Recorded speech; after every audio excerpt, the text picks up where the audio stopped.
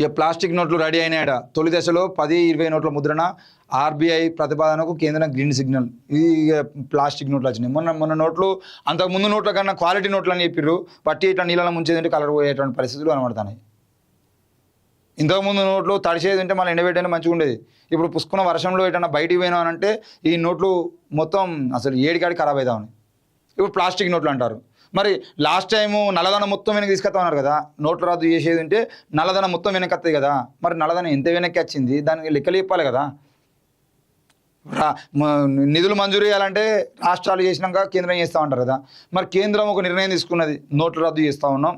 ప్రపంచంలో మన దేశంలో అంటే బ్లాక్ మనీ బాగా పెరిగిపోయింది, బ్లాక్ మనీ మొత్తం బయట తీసుకొస్తామని చెప్పేసి చెప్పారు. ఎంత బ్లాక్ మనీ వచ్చింది? మళ్ళీ కొత్త నోట్లు తీసుకొస్తారు. ఈ నోట్లు మళ్ళీ రద్దు చేస్తారా? మళ్ళీ జనాలందరూ లైన్లో నిలబడి మళ్ళీ కావాలనా? అందరినీ యూపీఐ పేమెంట్లకు అలవాటు చేసిరు. ఇప్పుడు యూపీఐ పేమెంట్లు ఆగాలి, మొబైల్ రీఛార్జ్ చేసుకుందామన్నా మళ్ళీ 3 రూపాయలు పెంచుతూ ఉన్నారు. ఇక రానున్న రోజుల్లో అసలు పేమెంట్ చేసిన 10 రూపాయలు ఛాయ్ తాగితే కూడా 11 రూపాయలు పే చేయాల్సిన పరిస్థితి కనబడతా ఉంది.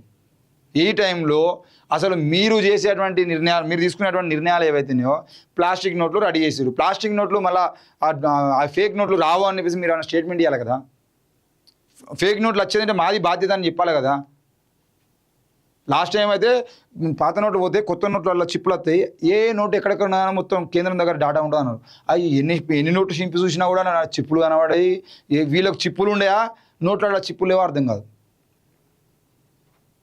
చిప్పులు ఉంటే ఎవరెవరు ఎక్కడెక్కడ ఎంత బ్లాక్ మనీ దాచుకున్నా కూడా మొత్తం కేంద్రం దగ్గర లెక్కలు వస్తాయి. అసలు నోట్ల రద్దు అప్పుడు చెప్పినటువంటి ముచ్చట్లు ఇప్పుడు బయట తీసేది ఉంటే ఏ జబర్దస్త్ కామెడీ కూడా పనికిరాదు. అన్ని స్టేట్మెంట్లు ఇచ్చారు బీజేపీ వాళ్ళు. చిప్పులు ఉంటాయి సార్, ప్రతి నోట్లో చిప్పులు ఉంటాయి సార్. ఎవరన్నా రాజకీయ నాయకుడు అనుకో 10,000 కోట్లు బీజేపీ కార్యాలయంలో కానీ కాంగ్రెస్ కార్యాలయంలో కానీ దాచిపెట్టుకుని బయటికి వట్టినే తెలుస్తుంది సార్. ఎవరెవరి అకౌంట్లో ఎంత డబ్బులు ఉన్నాయో మొత్తం డాటా ఉంటుంది సార్ అని చెప్పారు. అరే ఏడునే చెప్పారు. మరి బ్లాక్ మనీ అంతా ఏడవైంది. 2,000 రూపాయల నోట్లు కనబడతలేవు మొత్తానికే. 2,000 రూపాయల నోట్లు మొత్తం ఎక్కడెక్కడి 2,000 రూపాయల నోట్లు మొత్తం కట్టలు చేసుకొని బ్లాక్ మనీ చేసేసిర్రు. ఇప్పుడు జనాల దగ్గర 2,000 రూపాయల నోట్లు కనబడతలేవు. 2,000 రూపాయల నోట్లు అన్నీ ఎక్కడికి పోయినాయి చెప్పురు అని అంటే లెక్కలు ఉండే. మళ్ళీ చిప్పులు పని అయ్యాయి. ఇప్పుడు మళ్ళీ ప్లాస్టిక్ నోట్లు వస్తాయి. ఇప్పుడు ఫస్ట్ ఏమో 10, 20 రూపాయల నోట్లు వస్తాయి, తర్వాత మిగతా వస్తాయి. మళ్ళీ వీటన్నిటినీ తీసేస్తారు. ఈ పాత నోట్లు మొత్తం రద్దు చేసి కొత్త నోట్లు వస్తాయి. అయినా బ్లాక్ మనీ మళ్ళీ బయటికి రాదు. వీళ్ళు చెప్పే ముచ్చట్లన్నీ చిన్నపోరగాళ్ళకి కదా. మనం బడికి పోతే చాక్లెట్ కొని ఇస్తా అని చెప్పేసి అబద్ధాలు చెప్పి బడికి పంపించినట్టు ఇవే ముచ్చట్లు చెప్తా ఉంటారు బీజేపీలు.